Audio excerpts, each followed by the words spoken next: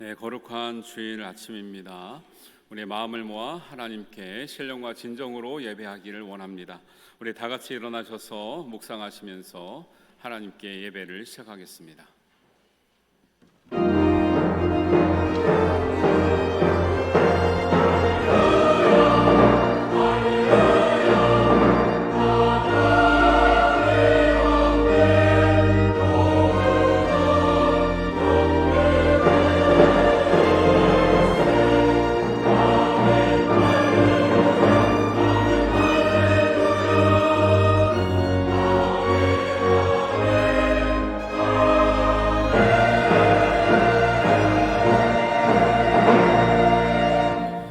하나님이여, 찬송이 시온에서 주를 기다리오며 사람이 소원을 주께 이행하리로다.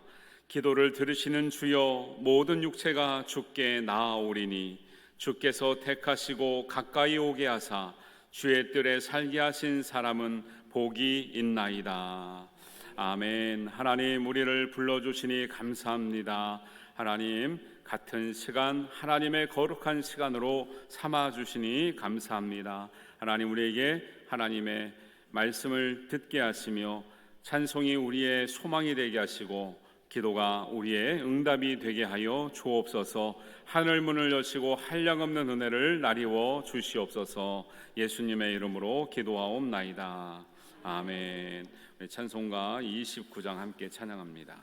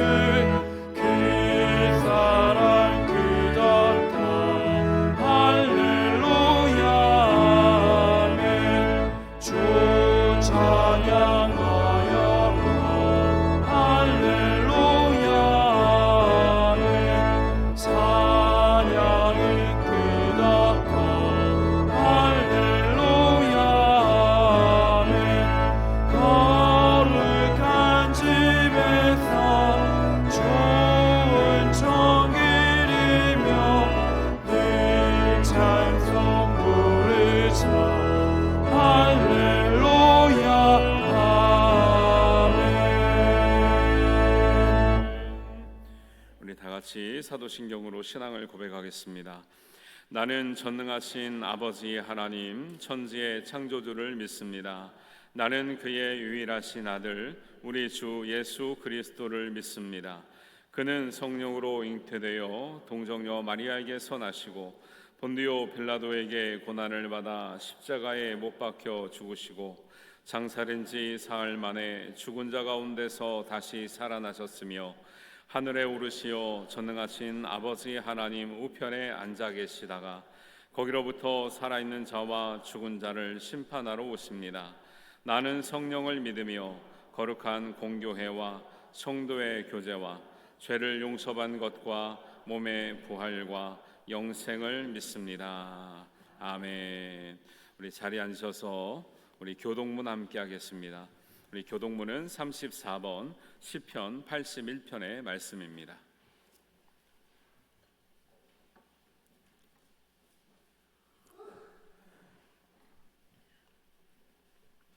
교동문 34번 시편 81편 말씀을 교독합니다. 우리의 능력이 되시는 하나님을 향하여 기쁘게 노래하며 야곱의 하나님을 향하여 즐거이 소리칠지어다. 씨를 읊으며 솟구치고 아름다운 수금의 비파를 아우를지어다. 조화로와 보름과 우리의 명절에 나팔을 불지어다. 이는 이스라엘의 율례요 야곱의 하나님의 규례로다. 하나님의 애굽 땅을 치러 나가시던 때에 요셉의 족속 중에 이를 증거로 세우셨도다. 거기서 내가 알지 못하던 말씀을 들었나니 이르시되 내가 그의 어깨에서 짐을 벗기고 그의 손에서 광주리를 놓게 하였도다. 내가 고난 중에 부르짖음에 내가 너를 건졌고 우리의 소리에 은밀한 곳에서 내게 응답하며 무리와 물가에서 너를 시험하였도다. 내 백성이여 들으라. 내가 내게 증언하리라. 이스라엘이여 내게 듣기를 원하노라. 너희 중에 다른 신을 두지 말며 이방 신에게 절하지 말지어다. 나는 너를 애굽 땅에서 인도하여 낸 여호와 내 하나님이니 내 입을 크게 열라 내가 채우리라 하였으나 내 백성이 내 소리를 듣지 아니하며 이스라엘이 나를 원하지 아니하였도다. 아멘. 우리 찬송가 391장 함께 찬양하시겠습니다.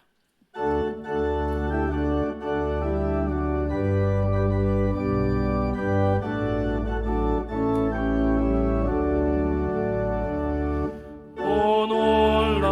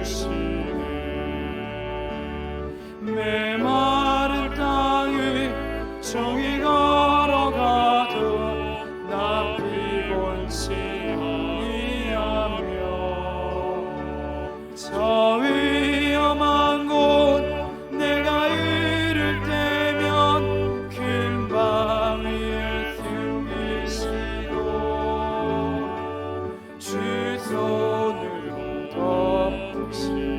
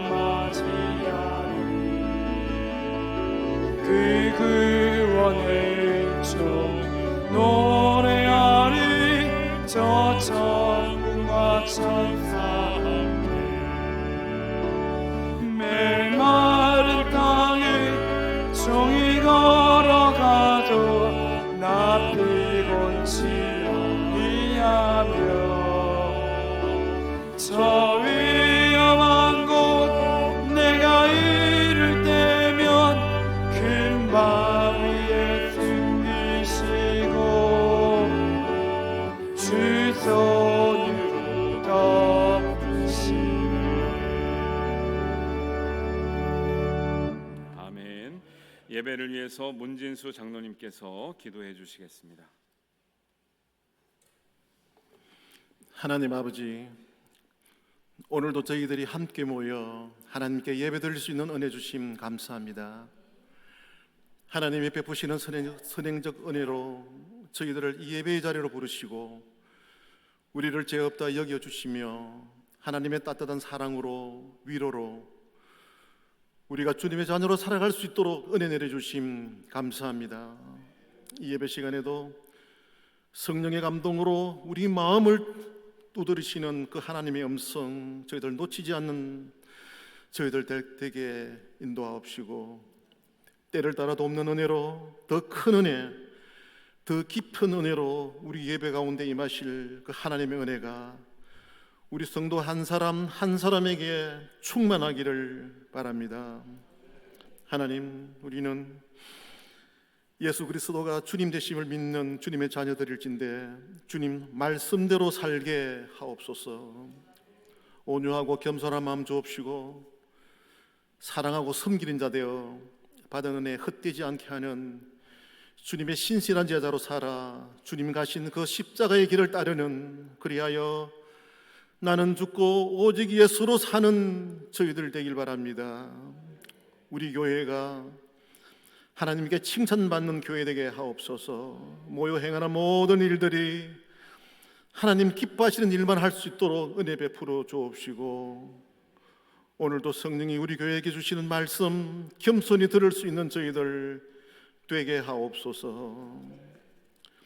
우리가 예배 드릴 때마다 내가 무엇을 해야 한다는 생각보다 우리 모두가 다 하나님의 임재 앞에 서인 한 사람의 예배자임을 깨닫고 오늘 또 하나님께서 하실 일을 믿음으로 기다리는 시간 되게 하옵소서. 하나님, 오늘 또 우리에게 무엇을 구해야 할지 가르쳐 주옵소서. 우리의 형편처지를 잘 아시는 주님, 성령의 말할 수 없는 탄식으로 도우사 우리 성도들이 각자 마음의 소원을 갖고 간구하는 그 기도에 주님 응답하여 주옵시길 간절히 기도합니다. 말씀을 선포하시는 목사님 영역을 7배나 하사 그 말씀이 능력으로 나타나 우리 영혼이 소생되는 시간 되게 하옵시고 듣는 저희들에게 말씀이 들리는 은혜, 들리는 말씀이 믿어지는 은혜, 말씀대로 살아 하나님의 말씀이 우리를 통해 이루어지는 은혜가 있게 하여 주시옵소서. 찬양대에 찬양이 드려질 때에 예배드리는 모든 성도들의 신앙 고백이 함께 올려지는 찬양이 되게 하옵시고 오늘도 우리가 예배를 드리면서 하나님의 이름을 높이며 우리가 사는 이 땅에 하나님 나라가, 하나님의 다스림이 실현되기를 간절히 바랍니다. 또한 저희들에게 생명의 양식으로 먹이시고 우리가 어찌할 수 없는 불가항력의 악으로부터 우리를 지켜 주시옵소서. 이 시간도 주님과 함께함으로 우리 영혼이 힘을 얻는 감사와 기쁨이 넘치는 예배 시간이 되기를 우리 주 예수님 이름으로 기도합니다. 아멘. 하늘에 계신 우리 아버지 이름을 거룩하게 하시며 아버지 나라가 오게 하시며 아버지의 뜻이 하늘에서와 같이 땅에서도 이루어지게 하소서. 오늘 우리에게 일용할 양식을 주시고 우리가 우리에게 잘못한 사람을 용서하여 준 것 같이 우리 죄를 용서하여 주시고 우리를 시험에 빠지지 않게 하시고 악에서 구하소서. 나라와 권능과 영광이 영원히 아버지의 것입니다. 아멘.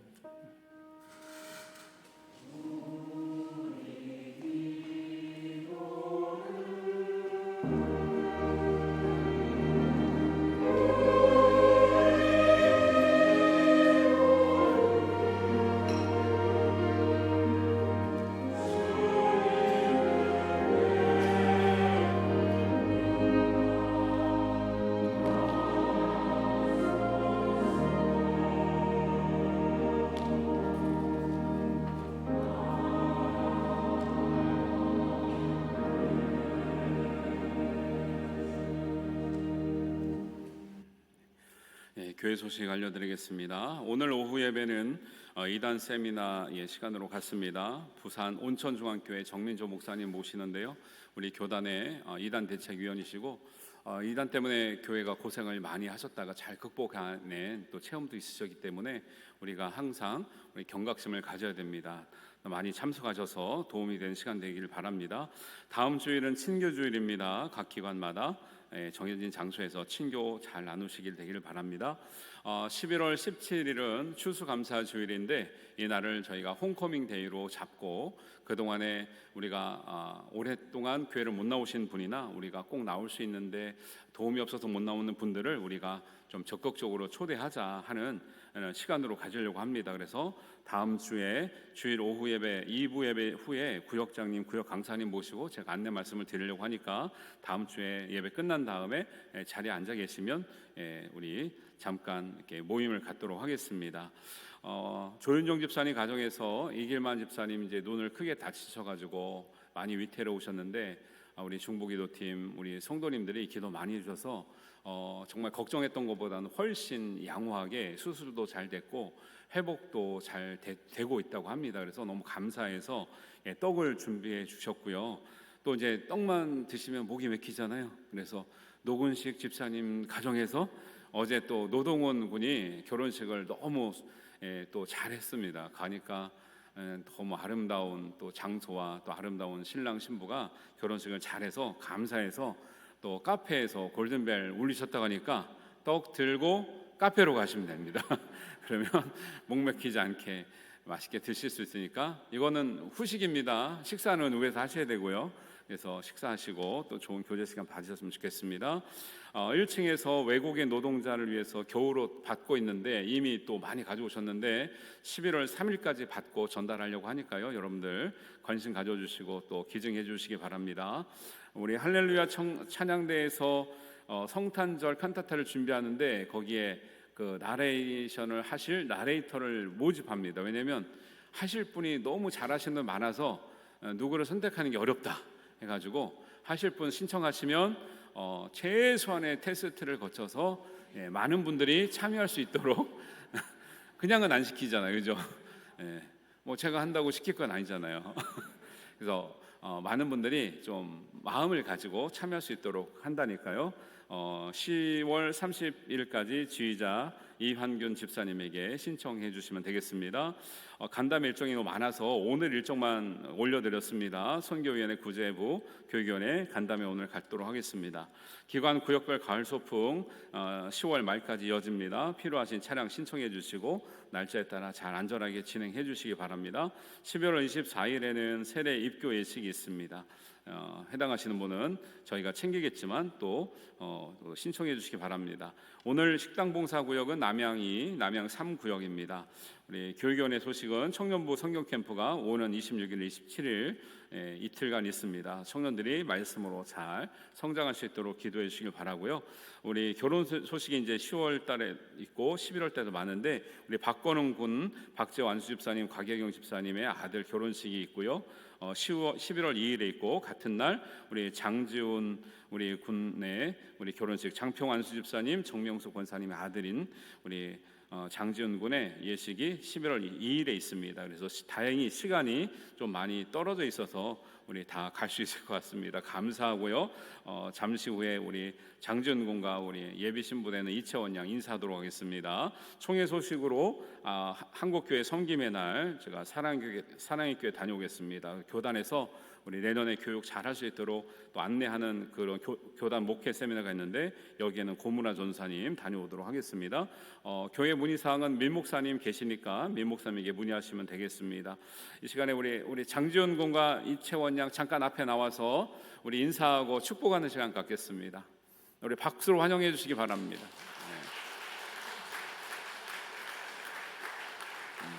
여기 올라오셔서 가운데 서시면 되겠습니다. 네. 요즘에는 신랑 신부가 너무 멋있고 아름다운 것 같아요. 그죠? 그래서 요즘에는 우리 부모님들이 기도를 많이 하시나 보다. 이렇게 부모님보다 훨씬 월등하게 이렇게 자녀들이 아름답고 예쁘게 이렇게 성장한 거 보니까 너무 감사하고요. 우리 예비 신랑은 장지훈 군이고요. 예비 신부는 이채원 양입니다. 우리 이채원 양은 여기 경상대병원에서 또 이렇게 간호사로 근무하고 있으니까 아프시면 이쪽으로 가시면 됩니다. 네, 제가 축복 기도하겠습니다. 하나님 아버지 감사합니다. 우리 장평환 수집사님, 정명숙 권사님, 우리 아들 되는 장지훈 군이 이렇게 하나님 앞에 믿음으로 성장해서 하나님 정말 하나님의 맺어주신 하나님의 은혜 가운데 이채원 양을 만나 하나님 아름다운 가정을 이루게 하심을 감사드립니다. 여러 가지 살아가는 동안에 지금껏 살아왔던 것보다 앞으로 더 많은 또 우리의 앞길이 있겠지만 또 하나님께서 이 모든 길에 친히 우리의 안내자가 되어주시고 우리의 목자가 되어주셔서 우리 장지훈 군과 이채원 양이 함께하는 길에 하나님 주님의 복된 길이 열리게 하여 주옵소서. 축복의 통로가 되게 하시고 기도하고 섬기며 바라는 모든 것들이 하나님의 은혜 가운데서 하나님의 뜻을 따라 가장 복된 열매로 풍성한 열매로 아름다운 열매로 맺어지게 하여 주옵소서. 결혼식을 진행하는 모든 절차 후에 주님 은혜를 더하여 주셔서 하나님 원만하게 진행되게 하시고 많은 사람들의 축복 가운데 그 받은 축복에 보답하는 복된 인생 되도록 하나님 함께하여 주시옵소서. 주님께서 모든 것 인도하실 줄을 믿사오며 예수님의 이름으로 간절히 기도하옵나이다. 아멘. 감사합니다. 다시 한번 인사하겠습니다. 네, 자리로 들어가시기 바랍니다. 네, 감사합니다. 우리 교회 결혼식이 많은데 우리 자녀들이 또 이제 좀 먼데 사시기 때문에 우리 교회를 뭐 등록 출석하지 못하는 경우도 있는데 그래도 우리 한 반은 저희 교회 출석할 수 있도록 면회 되신 분도 올 수 있고 그런 경우도 있어요. 그래서 참 다행이고요. 우리 이렇게 요즘에는 결혼하기가 참 꺼려하기도 하고 어려운 시절인데 자녀들이 이렇게 복된 결혼식이 많이 있어서 너무나 감사합니다. 준비 잘하시고 하여튼간에 복된 가정 이루시게 되기를 바랍니다. 우리 성도님과 함께 교제하겠습니다. 우리 가까이 계신 분들과 인사하겠습니다. 반갑습니다. 잘 오셨습니다. 환영합니다. 축복합니다. 반갑습니다. 네, 오늘 주시는 하나님의 말씀 함께 보겠습니다. 누가복음 5장 1절에서 11절 말씀입니다.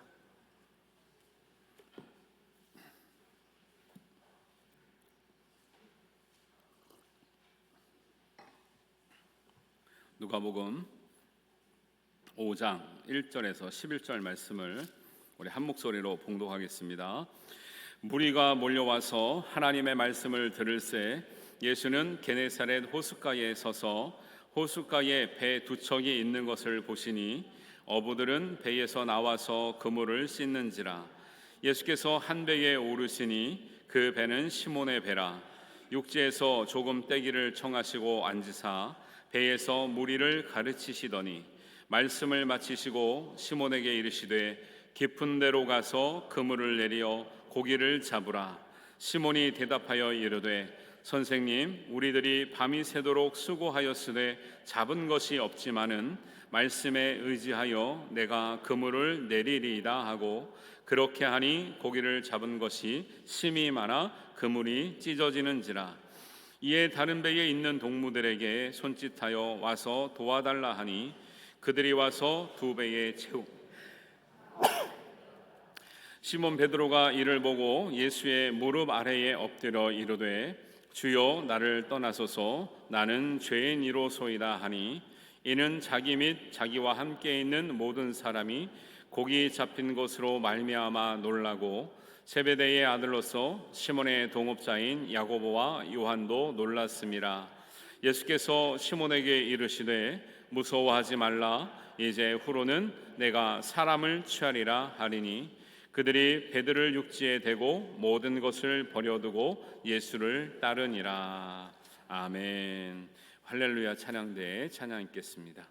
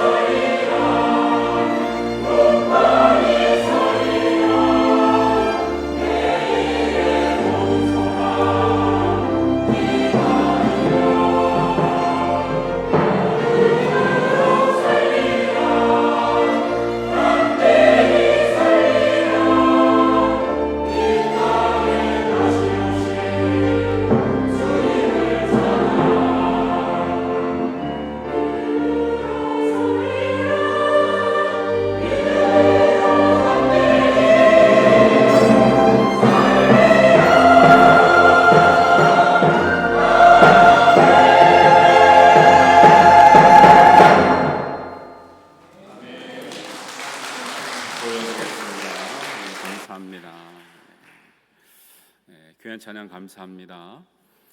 누가복음 5장의 말씀은 예수님께서 공생애를 시작하시기 얼마 되지 않는 시점입니다. 예수님께서 공생애를 시작한 지 얼마 안 됐는데 많은 사람들에게 이미 소문이 난 거죠. 예수의 말씀이 참 은혜롭다, 우리에게 소망이 되고 또 약한 자들이 나음을 입는다라는 소문이 나서 많은 사람들이 따라다니기 시작했습니다. 그래서 오늘 5장에도 무리가 몰려와서 하나님 말씀을 들을 때 어디에 계실 때 사람들이 왔냐면 게네사렛 호수에 계실 때 왔다라고 기록되어 있습니다. 사실 예수님께서 게네사렛 호수에 오신 이유는 이제 우리 전체 5장 1절에서 11절까지 읽어보면 아시겠지만 예수님의 제자되는 베드로를 부르시러 오신 거거든요. 그런데 예수님을 따라다니는 사람들이 너무 많았기 때문에 예수님이 하실 일에 어쩌면 방해가 될 수도 있겠습니다. 그런데 예수님은 그들을 마다하지 않고 다 이렇게 품어주시는 것이죠. 하나님의 은혜는 이렇습니다. 예수님은 특정 소수의 사람만 살아가는 것이 아니고 불쌍하고 긍휼히 여겨야 될 많은 사람들을 다 품어주시는 하나님의 은혜가 있는 줄 믿습니다. 그래서 우리가 어떤 길로 가든지 하나님께 찾아온 사람은 주님이 맞아주신 것을 믿고 언제든지 주님 품으로 나올 수 있는 여러분이 되시기를 바랍니다. 사진 한 장 보여주시죠. 우리가 이제 조금 말씀을 보면서 이제 혼동이 되는 부분이 있습니다. 갈릴리 바다라고 부르기도 하고 오늘은 말씀 보니까 게네사렛 호수라고 부르기도 합니다. 근데 또 어떤 데 보면 디베랴 바다라고도 하거든요. 근데 다 같은 장소를 말하는 거죠. 보시면 갈릴리 바다라고 나와 있지만 이 물은 짠물이 아니고 이제 민물입니다. 민물인데 위에서 흘러나오는 산에서 녹은 물들이 모여져서 이렇게 갈릴리 바다를 말하는데 그 사이즈를 제가 이렇게 표시해놨잖아요. 세로가 21km예요. 가로가 넓은 데는 12km, 좁은 데는 8km 정도 되니까 산을 갈 때 이게 호수처럼 보여요, 바다처럼 보여요? 바다처럼 보이기도 하고 히브리 말로 이 호수랑 바다라고 부르는 말이 얌이란 말인데 두 의미가 다 가지고 있어요. 그러니까 사람들이 부를 때 바다라고 부르는 경우도 있고 호수라고 부르는 경우도 있더라. 그런데 전체 명칭은 갈릴리 바다인데 게네사렛 왼쪽 위에 보시면 게네사렛 지역에서 볼 때는 게네사렛 호수라고 부르더라는 거예요. 밑에 보시면 티베리아 나오는데 디베랴, 우리말로는 성경에는 디베랴, 그러면 디베랴 쪽에서 볼 때는 디베랴 바닷가라고 부른다는 거죠. 우리가 성지순례 가면은 게네사렛에서 베드로를 부르셨기 때문에 베드로가 있는 지역은 게네사렛 쪽이에요. 거기 가시면 꼭 들려야 되는 코스가 베드로 피쉬를 튀겨 먹는 코스가 있습니다. 거기서 이제 베드로 잡은 고기인지 모르겠지만 먹으면서 그때에 예수님께서 베드로를 불렀던 그런 장면을 회상하곤 합니다. 됐습니다. 왜냐하면 이게 간단한 것 같아도 게네사렛 호수인데 베드로를 만났는데 딴 데는 다른 말로 부르고 하면은 우리가 또 이렇게 좀 혼동이 오기 때문에 이런 것도 알고 지나가면 좋다는 말씀 드리고요. 오늘 말씀은 예수님께서 베드로를 부르시기 위해서 오셨는데 많은 사람들이 몰려와서 하나님의 말씀을 듣습니다. 그들을 거절하지 않으시고 사랑의 마음으로 하나님의 말씀을 들려줍니다. 그런데 성경 전체를 보면 항상 예수님 주변에는 따라다니는 사람들의 두 부류가 있어요. 무리가 있고요, 그 다음에 한쪽은 소수의 사람이 있습니다. 그런데 두 차이는 뭐냐면 무리의 사람들은 하나님의 말씀을 예수님께 듣습니다. 은혜 받습니다. 떡도 먹습니다. 병고침도 받습니다. 또 때로는 귀신도 나갑니다. 그리고 다 돌아가더라는 거예요. 그런데 소수의 사람들은 예수님께 은혜를 받습니다. 어떻게 보면 무거운 짐을 집니다. 나를 따라오너라, 십자가를 지고 가노라 하는데 그들은 은혜를 받고 돌아가지 않고 예수님을 따라가는 사람이에요. 두 부류 다 하나님이 사랑하시고 예수님께서 말씀해 주세요. 그러나 이왕이면 우리 신앙생활이 은혜를 받고 집으로 돌아가는 사람의 인생이 아니라 하나님 말씀을 듣고 은혜를 받고 예수님의 부르심을 받아 예수님을 따라갈 수 있는 제자들이 되시기를 주님의 이름으로 축원합니다. 우리가 지향하는 바는 그런 것이죠. 우리가 돌아가기 위해서 하나님 말씀을 따라오지는 않았다라는 것이에요. 그래서 예수님께서는 얼마나 지혜로우신지 이 무리에게도 은혜의 말씀을 전해야겠고 베드로를 제자로 부르는 일까지 해야 되는데 하나를 위해서 하나를 포기하지 않으셨어요. 저는 이 말씀을 보면서 예수님이 정말 탁월하시다. 왜냐하면 우리를 생각해 보세요. 우리는 어떤 중요한 일을 하나 하려면 다른 것을 같이 할 수 있습니까? 없습니까? 대부분의 사람들이 하나를 포기해야 중요한 하나를 잡을 수 있다고 말을 하죠. 그래서 옛날 아버지들을 생각해 보면 나가서 어려운 시절에 돈을 벌기 위해서 대부분 가정을 포기하셔요. 그러다 보니까 나중에 자녀들에게는 아버지가 열심히 벌어서 돈을 갖다 주고 교육을 잘 시켰지만 마음에 남은 상처 때문에 가정이 온전치 못한 일들도 많이 보는 거죠.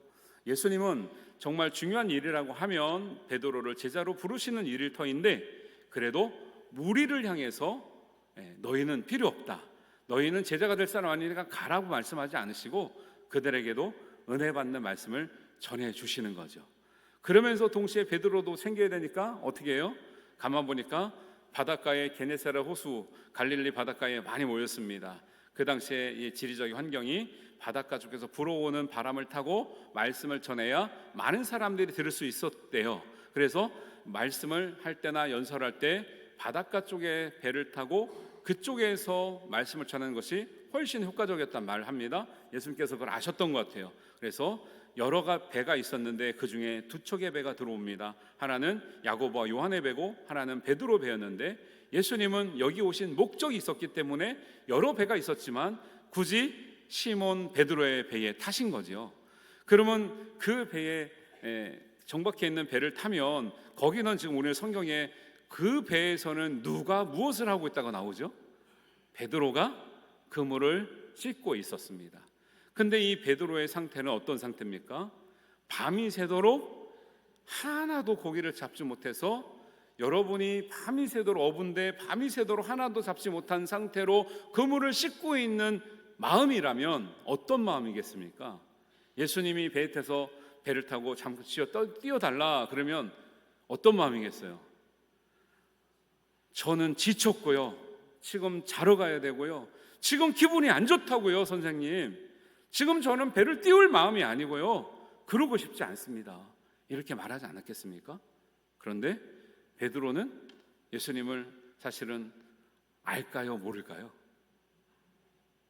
어떻게 알아요? 아는지 모르는지. 사실은 4장 38절에 보면 예수님께서 시몬의 장모를 열병이 들었을 때 고쳐주는 장면이 나오죠. 그러니까 사실은 베드로가 예수님을 전혀 모르지 않아요. 그래서 마음은 거절하고 싶은데 거절할 수가 없는 거죠. 왜? 아니, 얼마 전에, 이게 며칠 사이인지 모르겠지만 자기네 집에 있는 장모님의 열병을 고쳐줬다니까요. 그런데 어떻게 예수님이 배를 잠깐 띄워달라는데 저 피곤하고요, 힘들고 제 기분을 아시냐고요, 이렇게 말을 못 하잖아요. 그래서 묵묵히 배를 띄워주는 거죠. 힘들고 피곤하고 기진맥진하고 허탈하고 스트레스 잔뜩 받았는데 예수님 말씀을 거절하지 못하고 배를 띄우는 거예요. 계속 그물을 씻고 있습니다. 그물을 정리하고 있습니다. 예수님은 무리를 향해서 말씀하세요.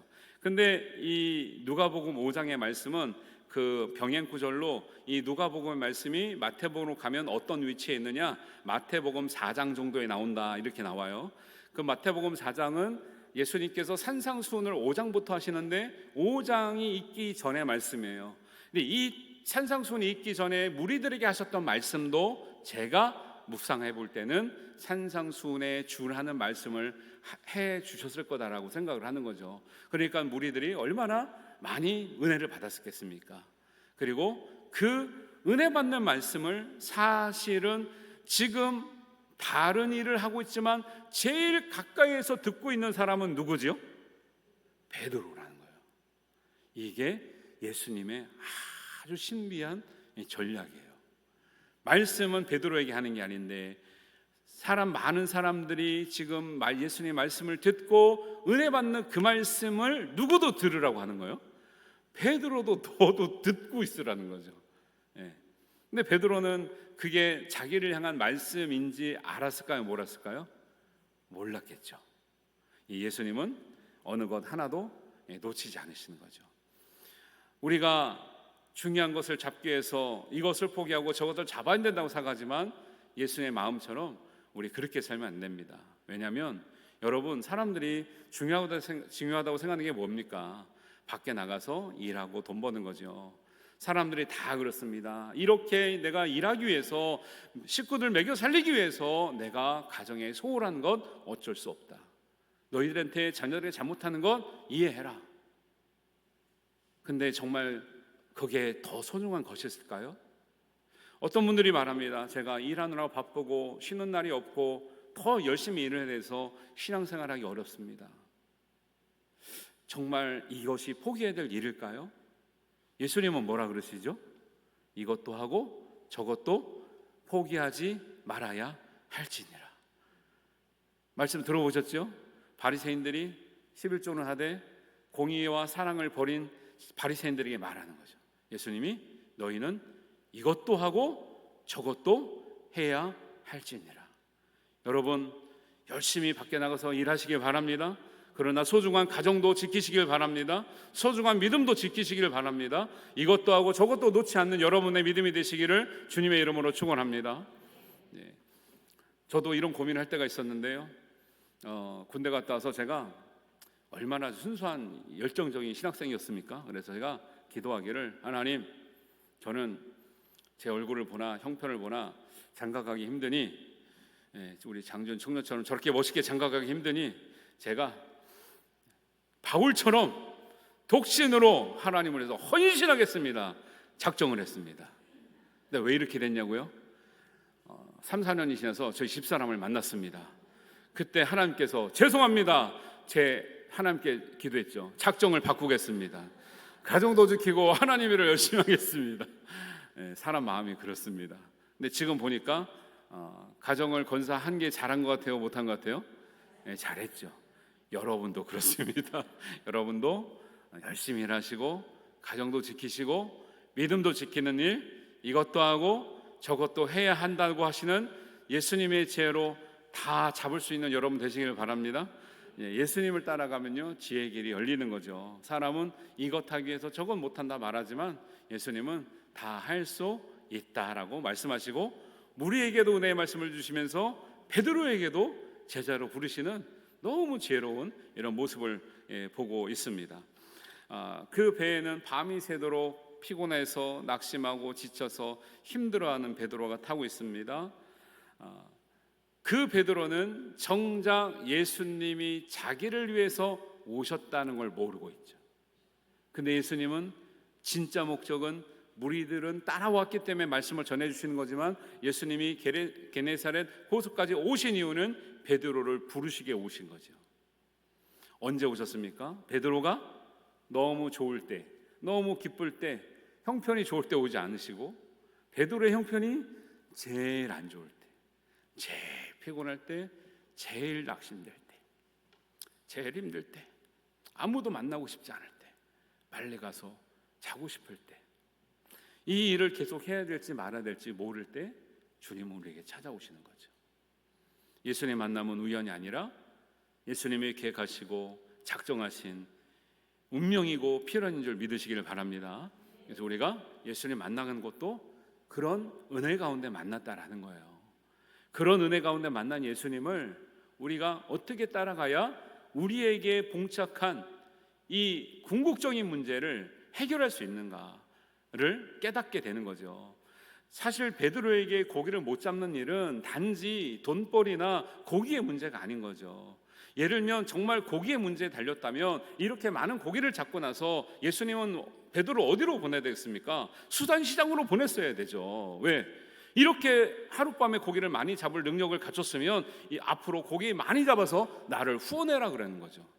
그런데 이렇게 고기를 많이 잡는 경험을 한 베드로를 수산시장으로 보내지 않고 어디로 보냅니까? 사람을 구하고 사람을 살리는 일로 초대를 하시는 거죠. 이 말씀 보니까 예수님은 고기 잘 잡게 하시는 분이 아니라 이 경험을 통해서 베드로를 정말 하나님께서 부르시는 그 자리로 오게 하시기 위해서 부르셨구나라는 것을 알 수 있는 거죠. 어떤 사람들이 성경에서 자꾸 성공 철학을 찾고 성공의 방법론을 찾고 경제 오리를 찾는다 그래요. 아니에요. 성경은 우리에게 그 방법을 가르쳐 주기 위해서 쓰여진 책이 아닙니다. 정말 우리를 생명의 길로, 진리의 길로, 사람을 구하는 길로, 사람을 살리는 길로 인도하시는 하나님의 진리의 말씀인 줄 믿으시기 바랍니다. 그러니까 우리가 자꾸 그런 시각으로 보면요, 성경책을 이상하게 보는 거죠. 예수님은 베드로의 배에 타셔서 전하고 있는 말씀을 가장 가까이서 듣고 있었던 사람은 베드로였습니다. 그래서 여러분 생각을 해보세요. 무리가 많은 사람들이 하나님의 말씀을 들었지만 그들은 듣고 은혜 받고 갔던 사람, 베드로는 자기한테 하는 말씀인 줄도 모르고 빨리 정리하고 이 예수님이 빨리 내리셔서 나는 이 피곤한 몸을 가지고 빨리 집에 가서 쉬려고 했던 베드로지만 가장 가까이에서 이 말씀을 들었던 베드로에게 하나님 말씀의 역사가 일어나고 있다는 거예요. 정작 하나님 말씀을 은혜스럽게 받았던 무리들은 집으로 돌아가는 거예요. 말씀이 마치자. 그런데 자기를 위해서 하는 말씀 같지도 않았지만 그 말씀을 가장 가까이에서 들었던 베드로는 이 말씀이 그 마음을 통해서 역사하고 있는 거예요.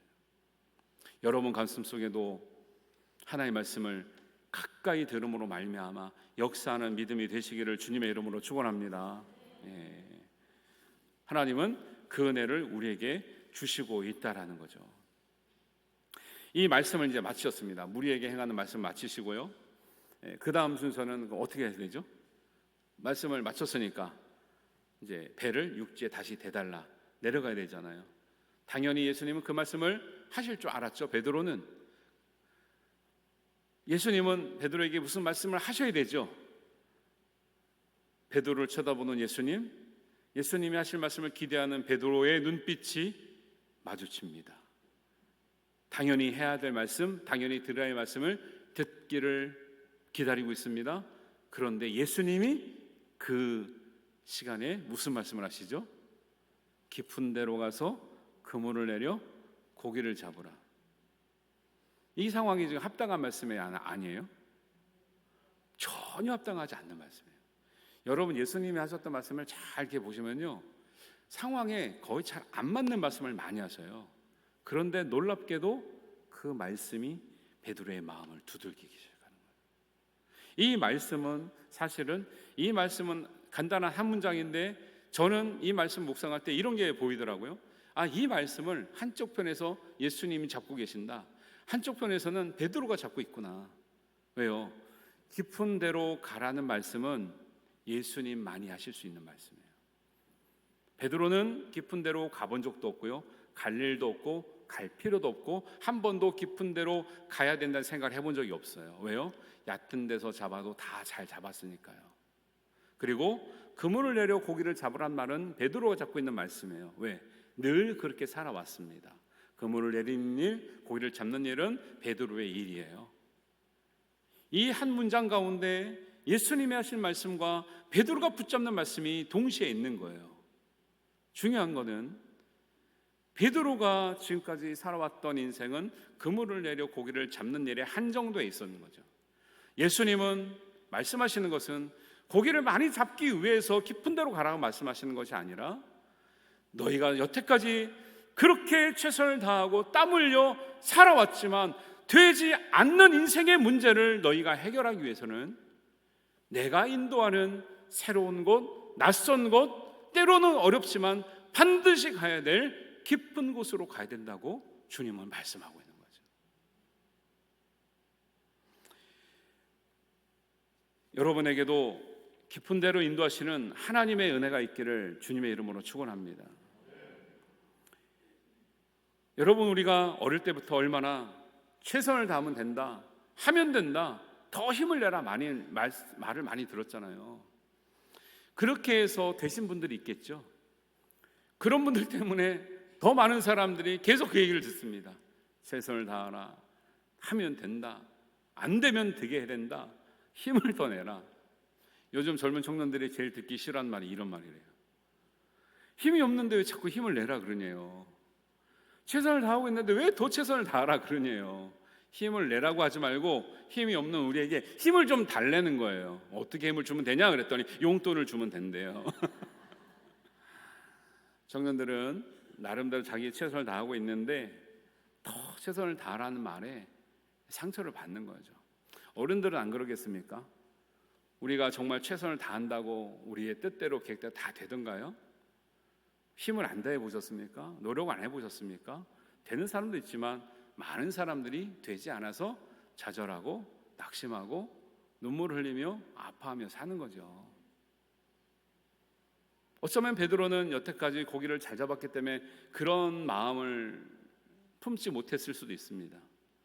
그런데 오늘 평소와는 다르게 자기가 여태까지 경력을 쌓은 것과는 다르게 너무 예상치 못하게 밤이 새도록 수고했지만은 한 마리도 잡지 못하는 그물을 보며 낙심하고 있으며 인생의 문제를 봉착한 베드로에게 주님은 지금까지 네가 했던 방법, 네가 생각해왔던 노하우, 경력을 내려놓고 이제는 나를 따라서 네가 가보지 않는 곳, 말씀의 깊은 자리, 기도의 깊은 자리, 은혜의 깊은 자리로 가보지 않겠느냐고 하는 주님의 권면이 있는 거죠. 전에 어떤 권사님이, 잘 지내던 권사님이 갑자기 폐암이 걸렸다는 이제 소식이 들려왔어요. 근데 저도 마찬가지지만 그 주변에 있는 모든 분들이 믿을 수가 없었습니다. 왜냐하면 그 권사님이 얼마나 운동을 많이 하시고 건강하시고 식단 관리 잘하시고 신앙도 좋으시고 또 서울로 교회는 다니지만 평소에는 공기 좋고 물 좋은 포천에 계시는 거예요. 그러니까 이분이 아플 일은 전혀 없는데 그렇게 관리를 잘 하시던 그 권사님이 다른 병도 아니고 어떻게 폐암이 걸리냐는 거예요. 처음엔 낙심했지만 믿음으로 잘 이겨내고 좋아지시는 모습 봤는데요. 여러분, 우리가 정말 몸을 위해서 많은 걸 먹고 운동도 하지만 내 건강이 내 마음대로 지켜집니까? 안 지켜지죠. 내가 누구든지 성공을 위해서 열심히 살고 최선을 다하지만 최선을 다한다고 다 되지도 않아요, 사실은. 그런데 우리가 계속 그런 압력을 받고 있는 거죠. 더 최선을 다하라, 더 하면 된다, 안 되는 걸 되게 해라, 더 힘을 내라. 어쩌면 베드로도 이런 말에 지쳐 있을지도 몰라요. 그런데 예수님은 베드로에게 네가 최선을 다하지 않았기 때문에, 깊은 데도 안 가보고 그런 소리 했기 때문에 다시 가보란 말씀을 하는 것이 아니라 네가 최선을 다한 것을 내가 안다는 거예요. 주님께서 네가 밤이 새도록 빈손으로 가면 얼마나 가족들한테 민방한지, 너의 자존심이 상하는지, 이런 일이 없었는데 왜 이런 일이 나에게 생기는지를 알고 그물을 씻으면서 기진맥진하고 자존심 상하는 그 마음을 안다라는 거예요. 그리고 앞으로는 너의 인생에 있어서 어쩌면 그런 인생이 더 펼쳐질지 모르는데 그때마다 너는 고기를 보면서 만족하는 인생이 되면 안 된다라는 거예요. 이제 너의 인생을 끌어갈 수 있는 정말 생명의 말씀은 고기가 아니라 내가 인도하는 인생의 깊은 곳, 깊은 은혜가 있고 깊은 말씀이 있고 깊은 기도 가운데 하나님을 만날 수 있는 그곳으로 가야 된다는 것을 안내해 주시는 거죠. 여러분, 베드로가 고기를 많이 잡았습니다. 그런데 왜 자기가 죄인이라고 고백을 할까요? 아니, 고기를 많이 잡은 게 죄인입니까? 이게 말이 안 되는 거죠. 죄인이라고 할 때는 무엇을 깨달았을까요? 베드로가 며칠 전에 자기네 집에 와서 장모님의 열병을 고쳐주신 분도 예수님인데 그 모습을 보고도 베드로는 여전히 주님이 인도하시는 깊은 곳으로 가야겠다는 생각을 못했거든요.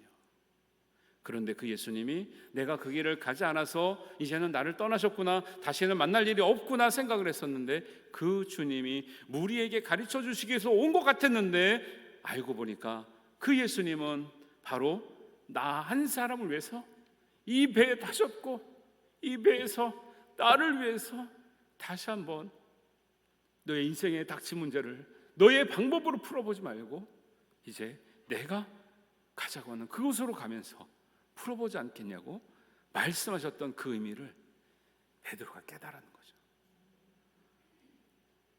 베드로가 물고기를 많이 잡는 거 기뻤죠. 그러나 이제 잡고 보니까 주님이 물고기를 잡게 하기 위해서 오신 것이 아니구라는 것을 깨달은 거죠. 여러분, 우리가 열심히 살다 보면 잘 살 수도 있고 성공할 수도 있고 그렇습니다.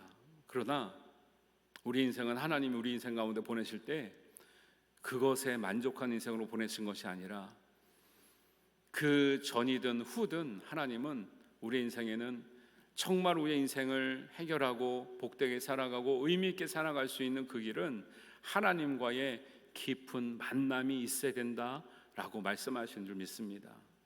그 만남은 그냥 얕은 데서만 살고 있는 베드로가 만날 수 있는 것이 아니라 한 번도 가보지 않았던, 경험하지 못했던, 한 번도 들어보지 못했던 기도와 말씀과 은혜 가운데 깊은 은혜를 구하고 깊은 기도를 통해서 깊은 말씀을 만남으로 내가 잃었던 소중했던 것이 찾아지고 내가 놓쳤던 하나님의 꿈이 발견되어지고 내가 그전에 나도 모르게 실수했던 모든 죄책들이 깨달아지면서 하나님 앞에 새로운 마음으로 거듭나는 그 길이 예수님께서 원하셨던 바로 깊은 곳으로 가는 은혜인 줄 믿으시길 바랍니다.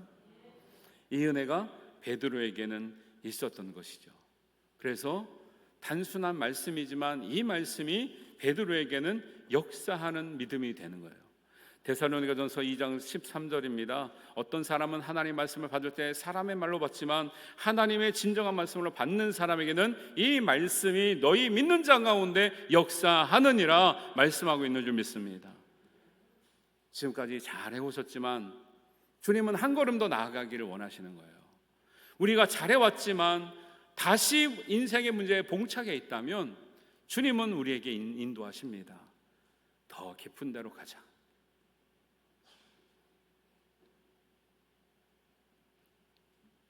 더 깊은 기도를 드리자. 더 깊은 말씀으로 주님을 알아가자. 우리를 초대하고 있는 줄 믿습니다. 세상에서도 귀한 것은 대부분 다 깊은 데서 나오더라고요. 맑은 샘물이 깊은 땅에서 나오더라고요. 변하지 않는 금이 깊은 산에서 나오더라고요. 아름다운 진주는 깊은 바다에서 나오더라고요. 하나님의 큰 은혜는 우리 깊은 기도에서 나옵니다. 하나님의 생명의 은혜는 깊은 말씀에서 나와요.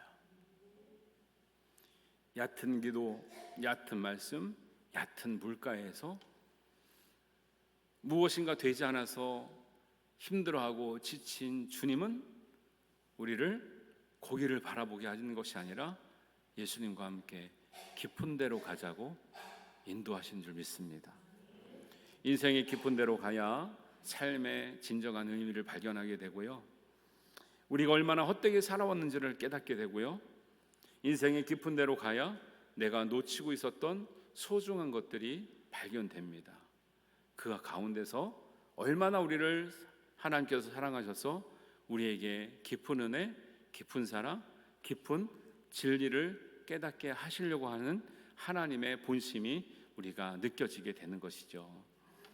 오늘 이 말씀을 들은 우리 모든 성도님들이 더 이상 얕은 물가에서 고기를 바라보지 말고 주님께서 인도하시는 깊은 말씀 가운데 인도함을 받고 그 말씀 가운데 말씀을 붙들고 깊은 기도할 수 있는 여러분들이 되시길 바랍니다. 그렇게 될 때 하나님은 지금까지 한 번도 경험해 보지 못했던 깊은 은혜를 우리에게 선물로 주실 줄로 믿습니다. 그 깊은 은혜, 깊은 사랑, 깊은 진리를 붙들고 베드로처럼 이제는 거기에 연연한 인생이 아니라 정말 사람을 살리고 사람을 구하는, 사람을 돕는 우리의 새로운 인생으로 주님께 붙들림 받아 쓰임 받기를 바랍니다. 이 은혜가 저와 여러분에게 함께 하시기를 주님의 이름으로 축원합니다. 우리 기도하겠습니다. 우리 기도할 때 우리 한 마음으로 기도했으면 좋겠습니다. 하나님, 우리 인생은 얕은 물가에서 거기에 연연하는 인생입니까? 아니면 주님께서 인도하시는 깊은 데로 기꺼이 우리가 한 발짝 한 발짝 나아가며 빠질 것을 염려하는 것이 아니라 주님 손을 붙들고 일어나기를 원하는 우리의 믿음이 되었는지, 열병을 치료하시는 주님을 바라보면서도 왜 나는 주님을 따라가지 못했는지, 주님을 믿지 못했는지, 왜 우리처럼 은혜 받지 못했는지 하나님 우리 마음을 소생시켜 주시고 믿음을 우리에게 더하여 주셔서 우리의 최선보다 앞서가신 하나님, 우리의 최선을 요구하시는 것이 아니라 은혜를 주시겠다는 하나님을, 예수님을 믿고 우리가 따라 사는 복된 인생 되게 하여 주옵소서. 우리 한 마음으로 함께 기도합니다. 아버지 하나님, 우리가 이전에 주님께 몰랐던 은혜를 오늘 우리가 말씀으로 듣고 깨우칩니다.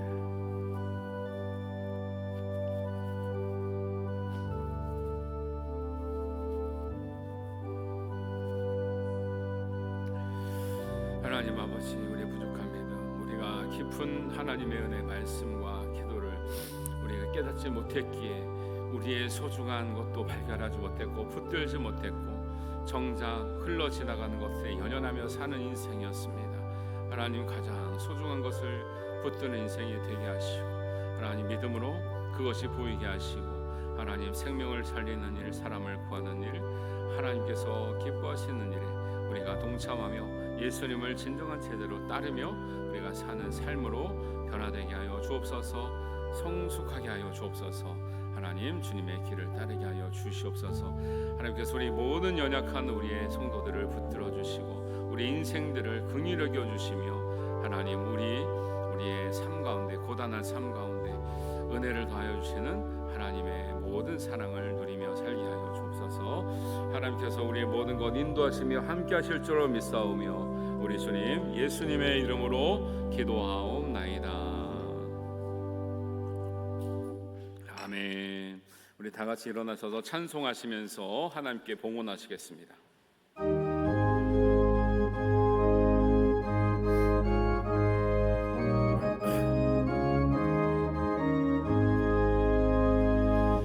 너희 마음에 슬픔이 가득할 때 주가 위로해 주시리라. 아침에 같이 빛나는 마음으로 너 십자가 지고 가라. 기쁜 마음으로 십자가 지고 가라. 내가 기쁘게 십자가 지고 가면 슬픈 마음이 위로받네. 때를 따라서 주시는 은혜로서 가라진 영의 힘을 얻고 주가 언약한 말씀을 기억하고 너 십자가 지고 가라. 참 기쁜 마음으로 십자가 지고 가라. 내가 기쁘게 십자가 지고 가면 슬픈 마음이 위로받네. 내가 맡은 이 성실히 행할 때에 주님 앞에서 상 받으리. 주가 베푸시는 은혜를 감사하며 너 십자가 지고 가라. 참 기쁜 마음으로 십자가 지고 가라. 내가 기쁘게 십자가 지고 가면 슬픈 마음이 위로받네.